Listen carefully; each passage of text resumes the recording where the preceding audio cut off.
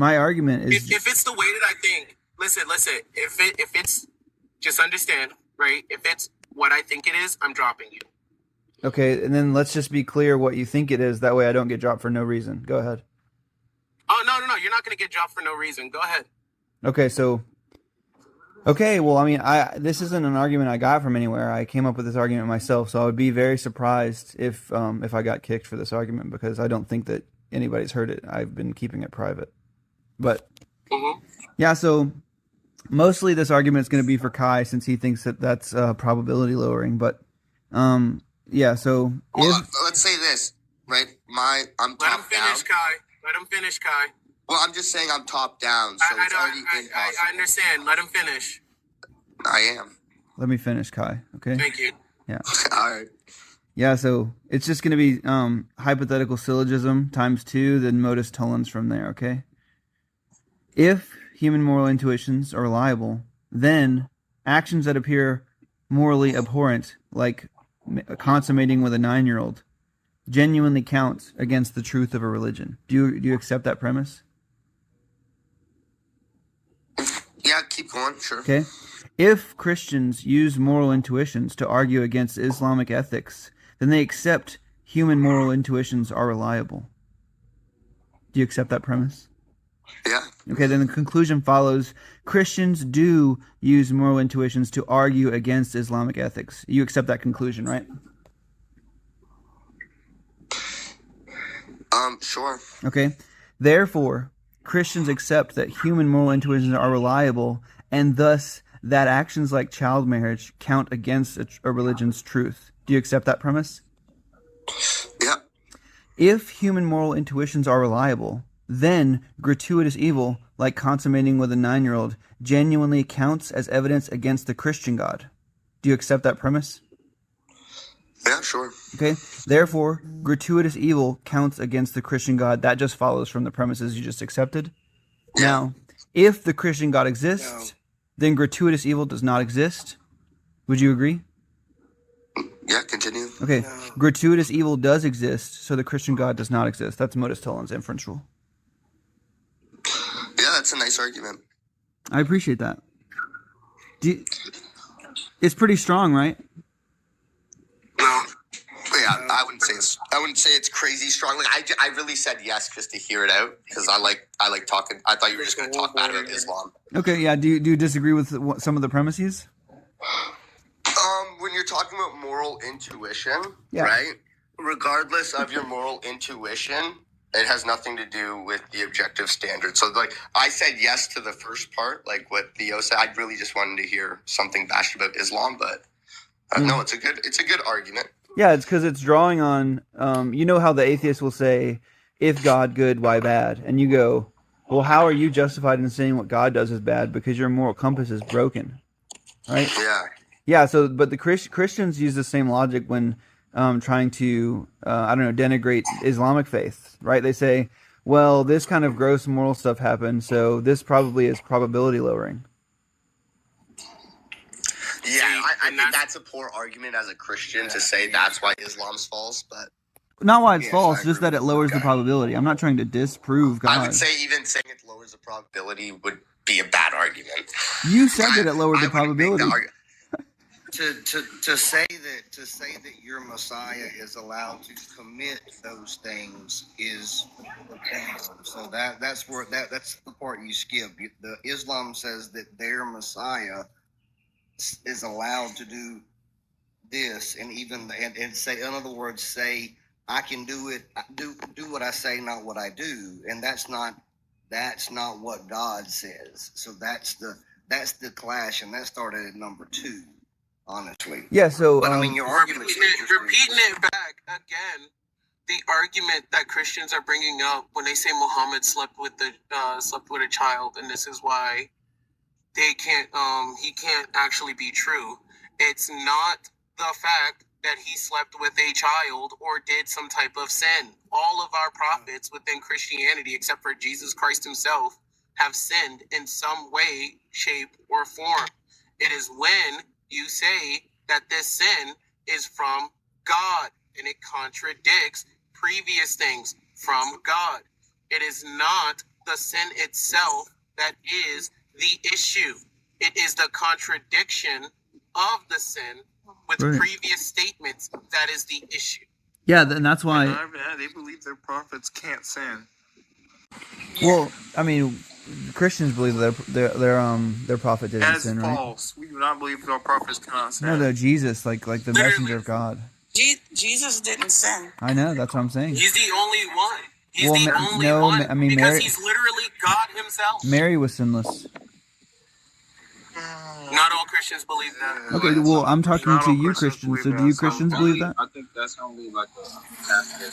That's the Catholic religion. Well, I'm just saying that if you guys can look at And Orthodoxy. Muhammad saying that that's from God and say God wouldn't allow something like that, right? Then the atheist is justified in looking at gratuitous evils in the world and saying, God, people who use the theodicy that God wanted all this, that can't be correct, and that's just as strong of a reason for the atheist as it is for the Christians.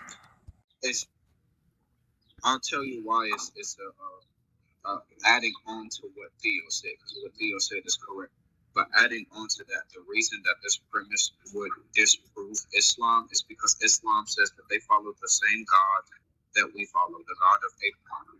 Mm-hmm. So if you say that you follow the God of Abraham, you would understand that child marriage and what is it, consummation, it's not acceptable. It's not something that Yahweh, right, who is the God of Abraham, Isaac, and Jacob, is false. Right. Islam is false because of the many contradictions within it. Yeah, Right? and I'm just drawing a Theo said, parallel. there are prophets who have sinned, but it had nothing to do with the sin, but Muhammad saying that it came from God, who says he follows the same God that the Christians follow, which would be a false premise. Right. I'm just drawing a parallel of reasoning between Christians looking and saying God wouldn't want to enact that state of affairs. And then when the atheist looks at suffering and says there's a problem here, Christians say there's no problem here, right? It's not. You know why it's not? Because as the Christian worldview, we understand why sin has come into the world. God tells us that we will suffer because of the sin that has come into the world by way of man's choices.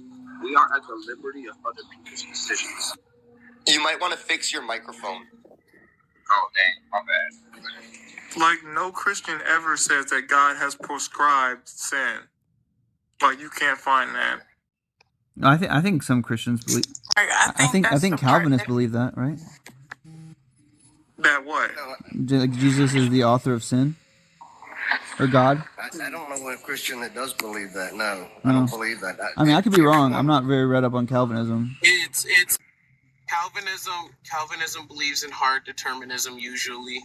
They believe that God literally made people to go to hell, like specifically to sin to go to hell. Like he put them in that mindset. In other words, predestination. That's one of their beliefs. Like, and they get that from Ephesians. They get it from Paul saying God has made vessels of honor and that of dishonor. Like that's not what that means.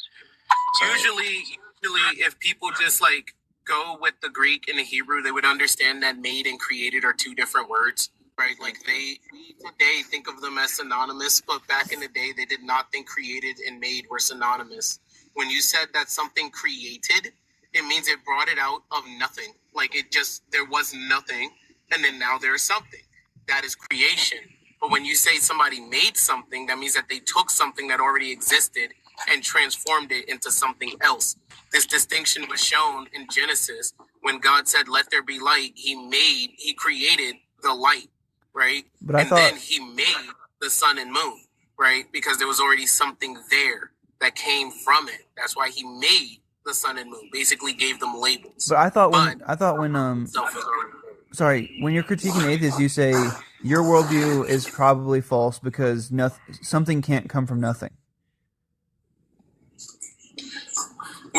We're talking about ontologically nothing. And like nothing can't materialize itself. God is not material. God is the something that the thing is being materialized from. Like you can't have X without X, right? You can't say X made X because you need X in order to make X. Are you saying like right? some kind of counterfactual For the Christian counter-causation? worldview, where for the I don't know what those words are. I really don't care about those big words, man. Like what we're saying is when we're saying that God created something, we're saying X plus Y equals Z. When you're saying that something came out of nothing, literal nothingness, not from God, you're saying X made X, and X can't make X. It doesn't make any sense. Yeah, so like some counterfactual account of causation, right? Where X causes Y if and only if X didn't obtain, Y wouldn't obtain, something like that. I don't know. Yeah, so if X causes Y, if and only if X did not obtain, Y would not obtain. Are you saying something like that? I don't know. Okay. Yo, host. What's up? I'm gonna Get your hop off, but affiliation? I just want to note for the record that no premises were denied in my argument. Bye. Religion is Right now, I want to say this before you. All premises were denied in your. All premises were denied in your argument. Yeah. Have a great I day, accepted it. I wanted to hear the argument. If I hear a Christian brother go on a Muslim panel and present that argument, right? Aisha, that's not a good argument. Am I good to talk now? It's the way. It's not that it's not a good argument. It's about the way that we present the argument. I try to tell people all the time, y'all need to learn narratives, right? Because the narrative and how narratives function is because people can say things that sound good, but the narrative is bad, right? Because, the narrative is bad. So, like, for example, you can say that Aisha, Muhammad sleeping with Aisha shows that Islam is false. But when you're getting asked why, if you're saying because he slept with a child, yeah, that's wrong. If you're saying that this demonstrates that he's not a prophet because it contradicts previous scriptures, then yes, that would be a very strong argument, like a really strong argument, one of the strongest, because a prophet can't, a true prophet would not contradict previous scriptures, not even his own previous scriptures, if he was truly a prophet. Hayes, can I get your age and your religious affiliation? I'm 18, and my religious affiliation is Orthodox Christianity. All right. So